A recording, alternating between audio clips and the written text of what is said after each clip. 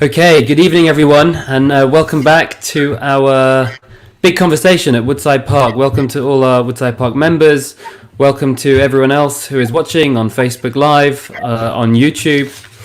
So, last week we had a doctor on. We had Dr. Buckman, who shared with us his incredible knowledge and experience that he had working sort of pretty much on the front lines. As he shared, he was working as a COVID assessor and making sure people got the right help that they needed.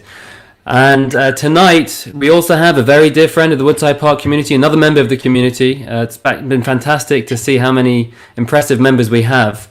And tonight, we have with us Mr. Simon Appelman, who is the deputy head of JFS school. Now, Mr. Appelman has been teaching since 1996. That's a pretty long time, 24 years by my calculations, and I guess 2021 will be a nice silver jubilee, a silver anniversary. First teaching in Southeast London, then Enfield, and he's been a teacher at JFS since 2002. Was the head of music, assistant head teacher, and then deputy. Was the acting head teacher across 2 years, and then most recently reverted back to deputy head teacher, and sort of more within the Woodside Park community.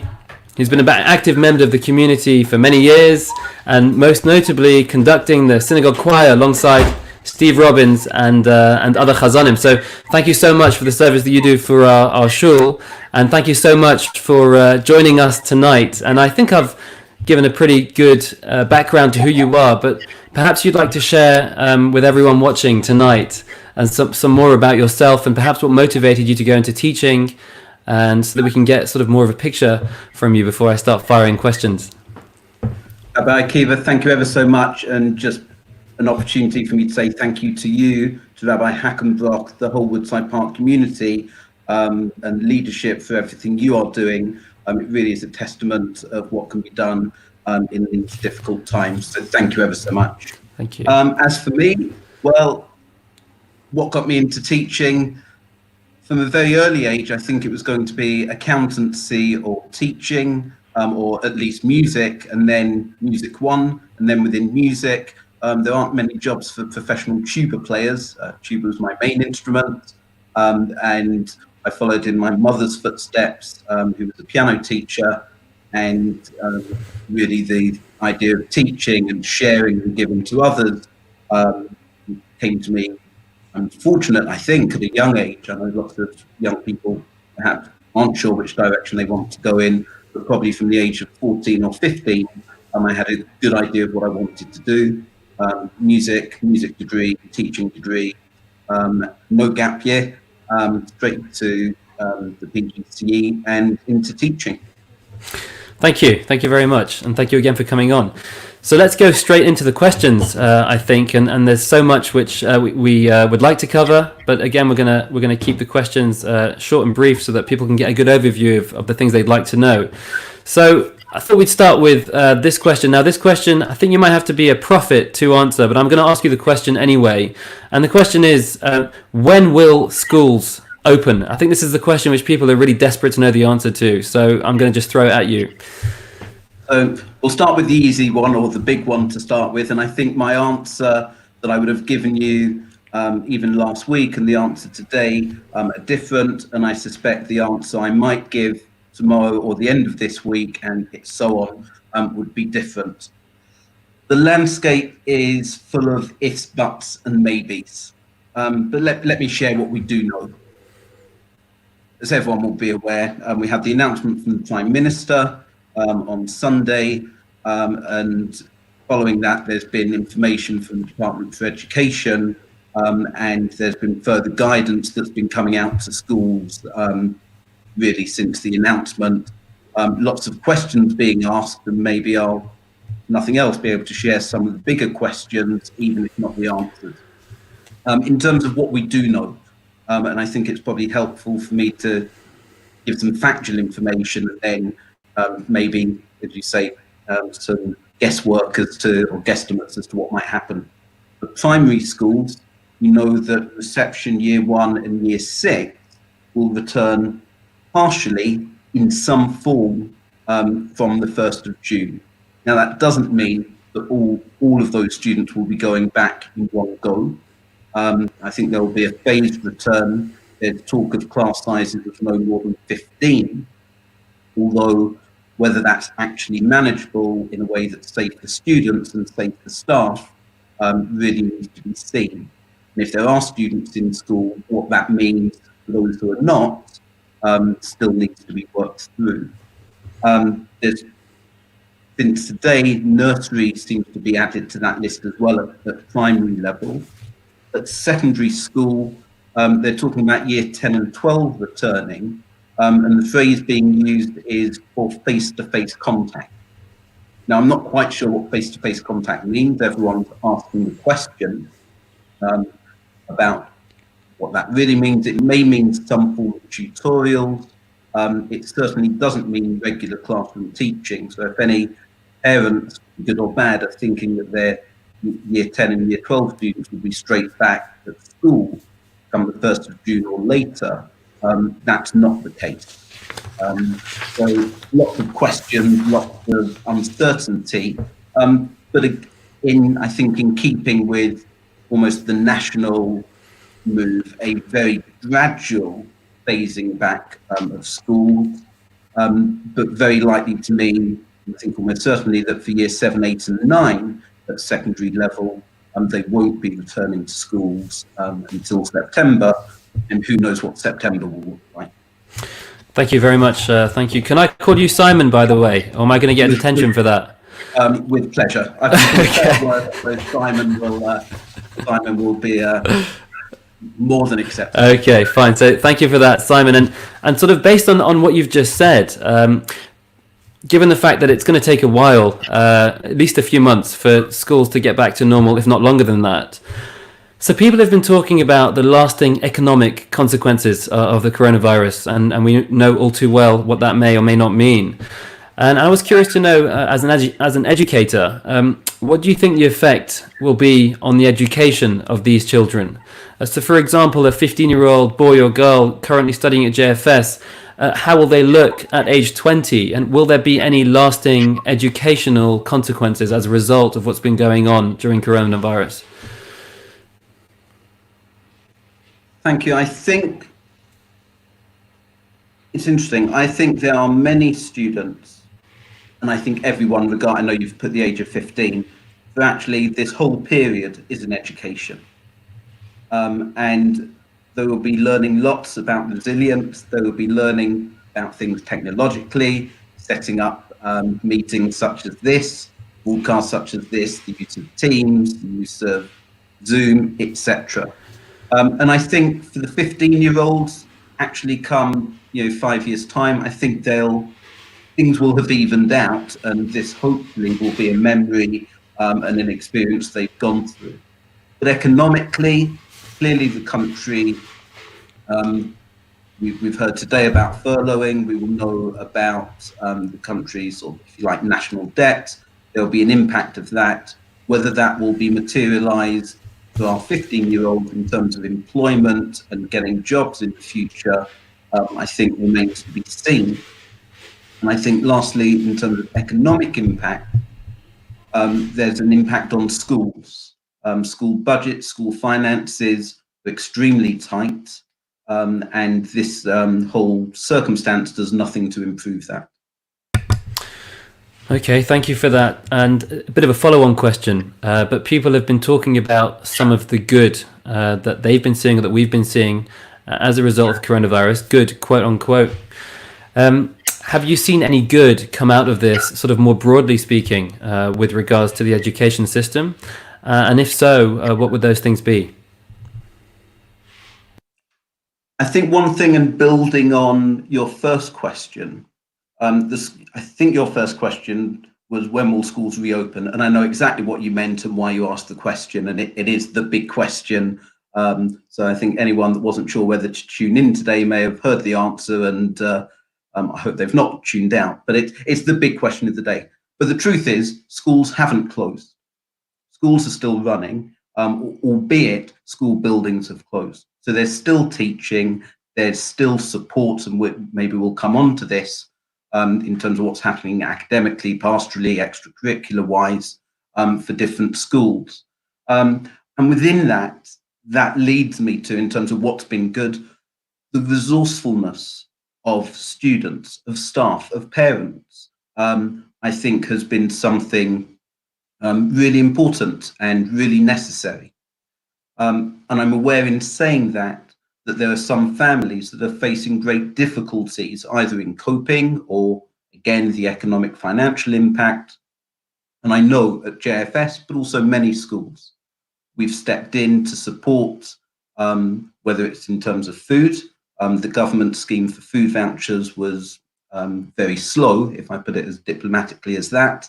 I know at JFS we sent out our own vouchers to make sure those who needed had vouchers through the school.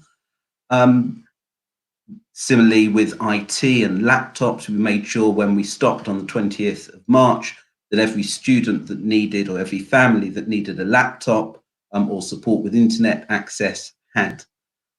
And I think the biggest thing for me is this whole concept of being kind. I think, whether it's through messages that we've received at JFS, I've seen students who have sent in work that it's just immaculate, not just in terms of a good quality, but in terms of what they're capable of achieving. I had a colleague, one of the things we're doing at JFS as a senior leadership team is we're phoning every member of staff each week. So I've got my list of probably nearly 30 colleagues. And actually, it's one of the highlights for me of the week of being able to phone them. But I was so touched that a colleague a couple of weeks ago left me a present for Shabbos, and without being too self-aggrandizing, a message, a small gift, some homemade challahs, and a message along the lines of a small something for you. We're looking after you, and thank you for looking after us. That's about systems we've set up at JFS that are replicated in so many ways, and the level of kindness being shown. Amazing. What you're reminding me is something which I was thinking of sort of towards the beginning of the coronavirus lockdown situation, and that is that we're beginning to see who of those in our lives are the ones which we really need to appreciate more. Doctors and nurses, one, but teachers, two, and I can see that for myself. And having to watch my kids all day, I really gain a real appreciation for what you teachers have to do, what you sort of head teachers have to do. And it really is, as you were saying, you're seeing the good on your side, but I'm really seeing the good on our side as well, in terms of how people are learning to be more grateful for the people which they weren't necessarily thinking about in the past.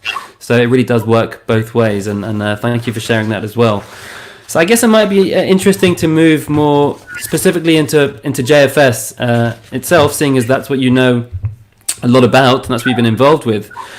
So what have you, or rather JFS, and maybe schools in general, been doing in lockdown? Maybe you can share some of those things with us. Thank you. Well, I'd love to say we've been away on holiday and been to the Bahamas and been to some nice restaurants, but of course, we're all in the situation we are in. In some ways, it's business as usual. We're supporting and setting work academically. We have a number of lessons that are taking place live, so either using Microsoft Teams or, well, our system is Microsoft Teams. There are a number of lessons that are pre-recorded. So I know I've recorded myself on video with a number of lessons, setting the tasks and work for different year groups. And I think one of the big thing has been the level of pastoral support. I don't pretend we've got it right for every student. I think that would be a bold statement. But we do take soundings, and we've got a feedback survey we do with parents and staff, and the vast majority are saying that we've got the level right. There'll always be those for whom there's a bit too much work, and there'll be those for whom there might be too little. But it's really about keeping in touch with the students. It's about the pastoral care. It's about the work of our Jewish informal education team, the JEEP department, who particularly over Yom HaZikaron, Yom HaShoah, and Yom HaTzmaut put on the most amazing program, which I know obviously so many other people in the community did as well. It's making sure that as many of our regular programs, we have a daily pause for thought, that these things continue and we find ways of engaging, new ways of engaging with students. We have, and I can speak personally because I've put this together with colleagues, but we've seen on the internet many a sort of music video with sort of multiple recordings that are then edited together. Well, I'm very proud and very pleased that we're doing one of those from JFS, and hopefully it will go viral and everyone will see that very soon. There are lots of meetings, making sure that our planning on a day-to-day is going well and that we're supporting those we need to. And that includes students, it includes parents, and it also includes staff.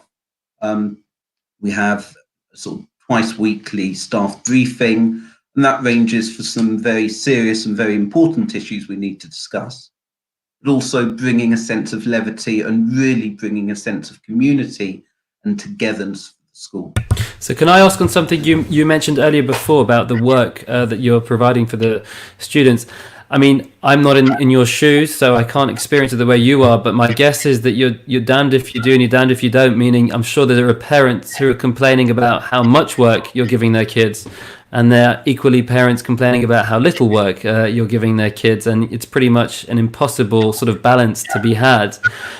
So I guess my question really is, what advice would you give to parents whose child is getting through the work too quickly, and I guess their complaint is, well, the school's not doing enough? So on one hand, you're right. My very Jewish answer, on one hand, you're right.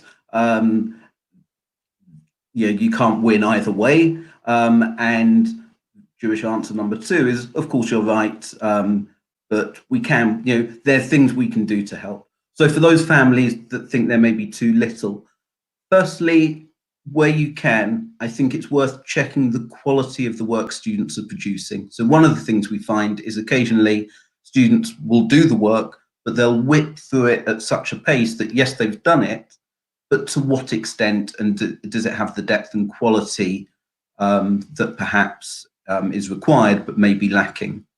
There's lots of materials, and I think my answer, lots of materials available. And my answer, I think, would be slightly age dependent. But there's some really strong resources that have been updated through BBC Bitesize. And there's also an organisation that's been set up called the Oak Academy.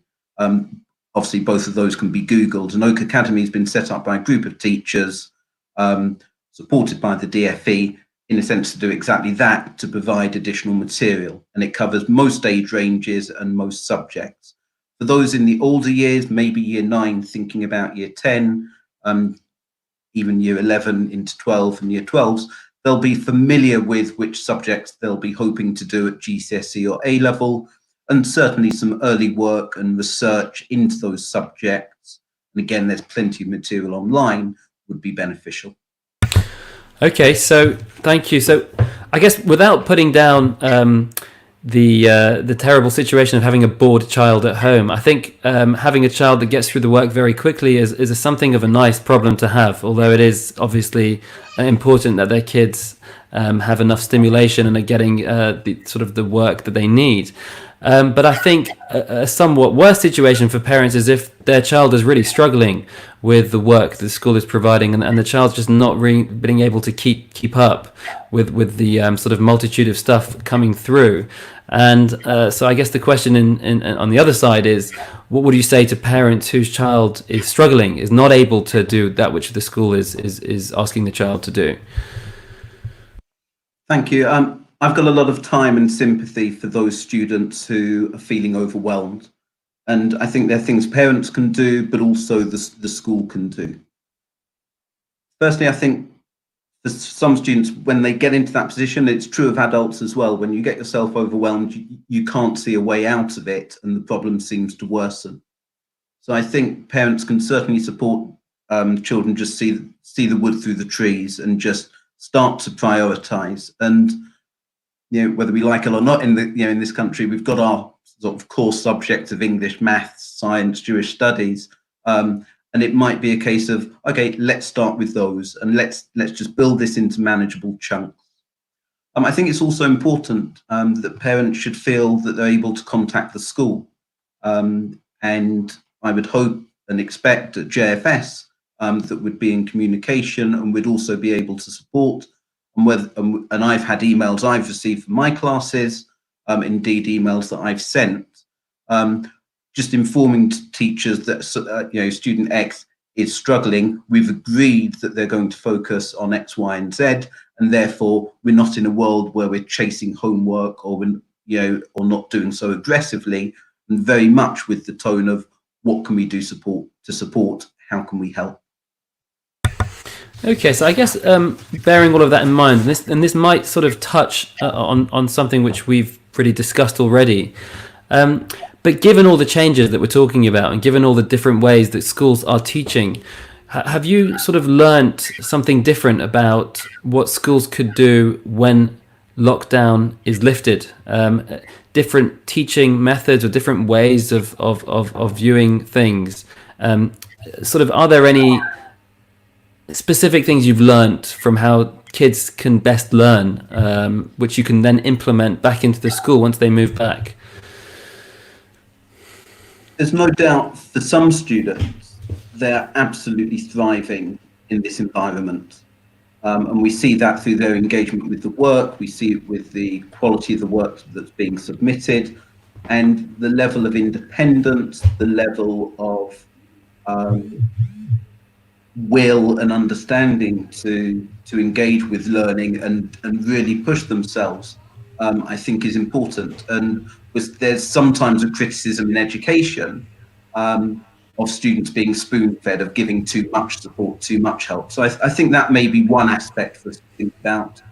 And secondly, I think as a country, as education and as JFS, the developments in technology, we've in using 6-8 weeks ago when we started all of this, if you asked me to log on to a Zoom meeting or log on to Microsoft Teams, I didn't have a clue.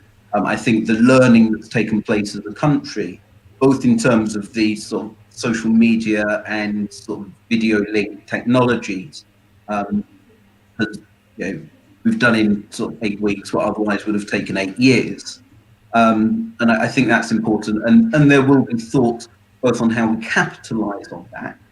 And just as a side note, as much as I started that answer by saying students have thrived, schools in time will very much, we're doing it now, but we'll need to look at where are there gaps where students perhaps haven't been able to engage or have struggled with it as well. On the flip side of that, you're talking about how people have learned how to use the technology very quickly, but I've heard people say that, given the fact that so many people are using it, and so many people are now, there's so much more of a demand for the technology itself will improve, because the companies have a much higher demand to keep up with, and they know what needs to be done. So it's interesting to think about that as well. Just before we wrap up in terms of the questions about the students at JFS, I think we really need to talk about the teachers as well, and they might have been forgotten slightly, especially by people like myself who have kids, and we think a lot about our kids. So I'm interested to hear about the teachers now. What effect has this had on teachers? What is the experience like for teachers? And what are the good things, the bad things, and the challenges which they're experiencing right now? If you could share those, that would be really helpful. So in the same way, I think I've spoken about sort of a range of responses from students and families. The truth is that exists on a staff level as well.